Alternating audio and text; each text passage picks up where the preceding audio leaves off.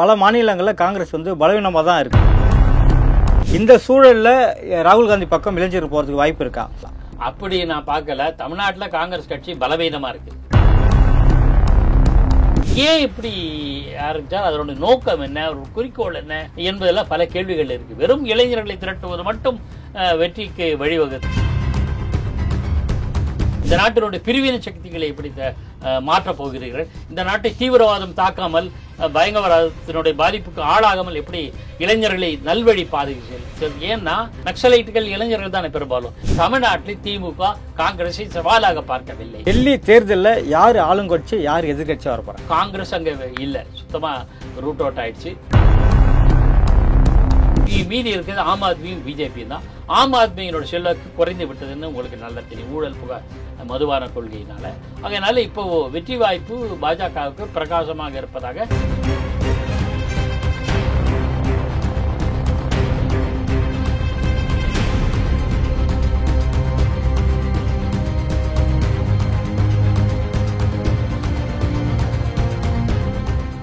ரியலோன் நேயர்களுக்கு வணக்கம். இன்றைய நேர்காணலுக்காக நம்முடன் இணைகிறார் மூத்த பத்திரிகையாளர் திரு பா கி அவர்கள்.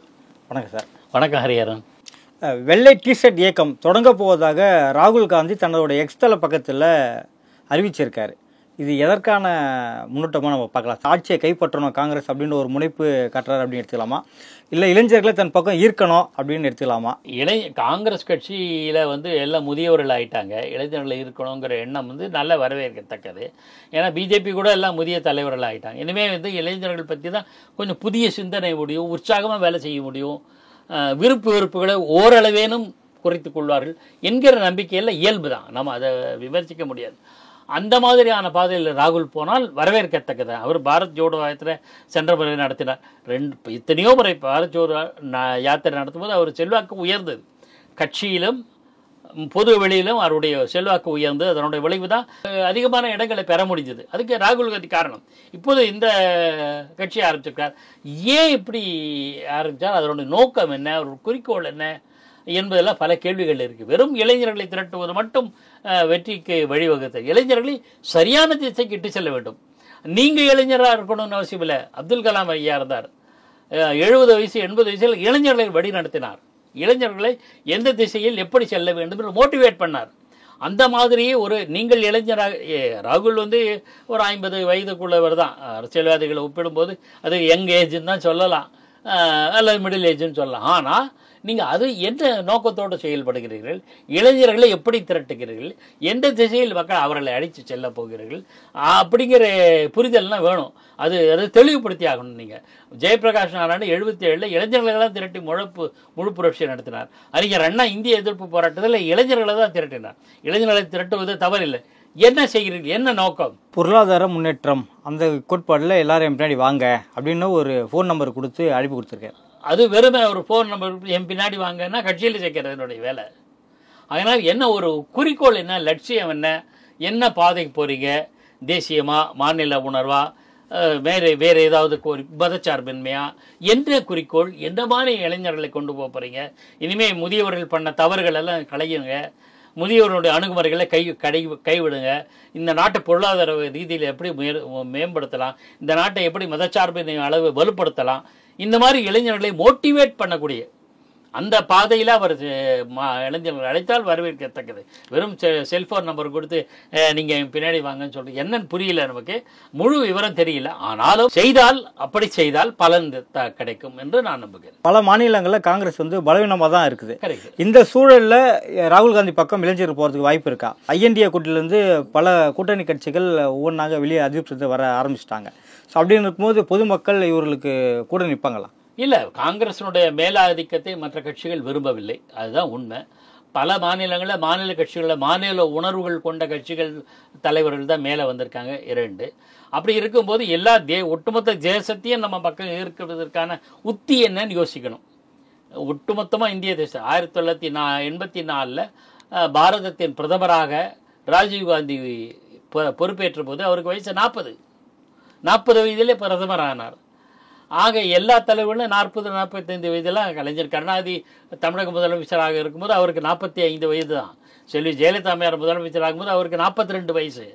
எம்ஜிஆர் மட்டும் 50 வயசுல எம்எல்ஏ ஆனார். ஆனால் 40 வயது 45 வயது பொருத்தமானது தவறு இல்லை. ஆனால் நீங்கள் என்ன செய்கிறீங்கிறது முக்கியம்.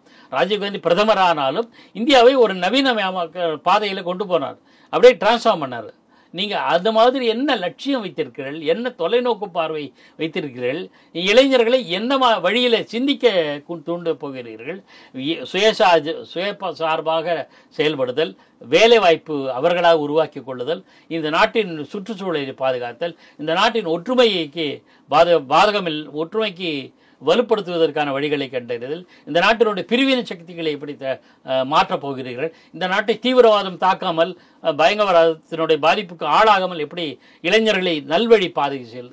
ஏன்னா இதை நான் ஏன் சொல்கிறேன்னா, நக்சலைட்டுகள் இளைஞர்கள் தானே பெரும்பாலும். எப்படி வராங்க? விரக்தினால் வர்றாங்க. வேலை வாய்ப்பு கிடைக்கல, இப்போ வாழ்க்கையில் எதுவும் வெற்றி பெற முடியல, நம்ம தீவிரவாதத்தை கையில் எடுத்துக்கலாம், நக்சல்கள் வர்றாங்க. இது மாதிரி வராமல் அவர்களை நல்வழி பாதை சிக்கி நீங்கள் என்ன திட்டம் வகுத்துருக்கீங்க, மாற்று திட்டங்கள் என்ன வச்சுருக்கீங்க?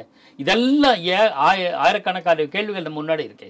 இது மாதிரியான திட்டங்களை முன்வைத்து அதற்கேற்ப உங்கள் இயக்கத்தை தயார்படுத்தினால் காங்கிரஸுக்கு நல்ல பிரகாசமான எதிர்காலம் உண்டு. நான் மறுக்கலை, இதெல்லாம் செய்ய வேண்டும். இதெல்லாம் செய்வது ராகுல் செயல்படுவாரா?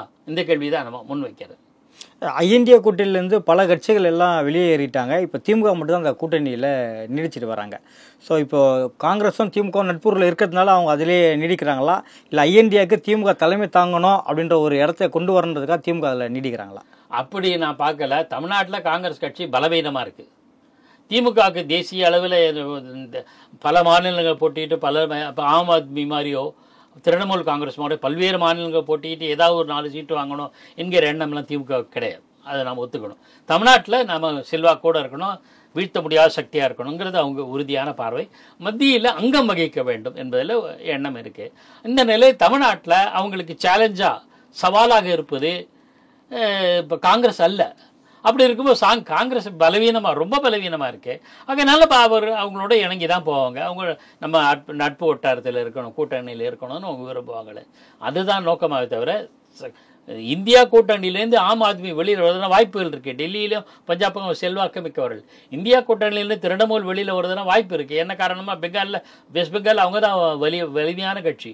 இந்தியா கூட்டணியிலேருந்து லாலு பிரசாத் தேஜஸ்வி போன்றவர்கள் வெளியில் வருதுன்னா சாத்தியக்கூறுகள் இருக்குது. ஏன்னா அவங்க மாநிலத்தில் அவங்க தான் வலுவான கட்சி. ஆக இது மாதிரி அந்தந்த மாநிலத்தில் செல்வாக்குள்ள கட்சிகள் இருக்கும்போது இந்தியா கூட்டணியில் காங்கிரஸை ஒரு சவாலாகத்தான் பார்ப்பார்கள். தமிழ்நாட்டில் திமுக காங்கிரஸை சவாலாக பார்க்கவில்லை. ஆகையினால அந்த கூட்டணி நீடிக்கும். அவ்வளவுதான். வெளியே வரது வாய்ப்பு இல்லை. திமுக காங்கிரஸோட நட்பு நீடிக்கத்தான் செய்யும். வெளியில வருது இந்தியா கூட்டணியிலிருந்து திமுக வெளியே தேவையும் இல்லை. இல்ல டிஎம்சி, அரவிந்த் கெஜ்ரிவால், அகிலேஷ் யாதவ் எல்லாமே வேற ஒரு கூட்டணி அசம்பிள் பண்ணாங்கன்னா திமுக அதில் போறதுக்கான வாய்ப்பு இருக்குமா? எனக்கு அது தெரியல. நான் அப்படி ஆகும்னு தெரியல. ஏன்னா இந்த கட்சிகளோட கூட்டணியில் வச்சா தமிழ்நாட்டில் இவங்களுக்கு என்ன லாபம்? இல்லை. காங்கிரஸோட கூட்டணி வச்சா காங்கிரஸாவது கொஞ்சம் இருக்கு. இப்போ ஆம் ஆத்மிக்கும் திரிணாமுல் காங்கிரஸுக்கும் மற்ற கட்சிகளுக்கும் தமிழ்நாட்டில் என்ன ஓட் பேங்க் இருக்குது? அவங்களுக்கு ஒன்றும் கிடையாது.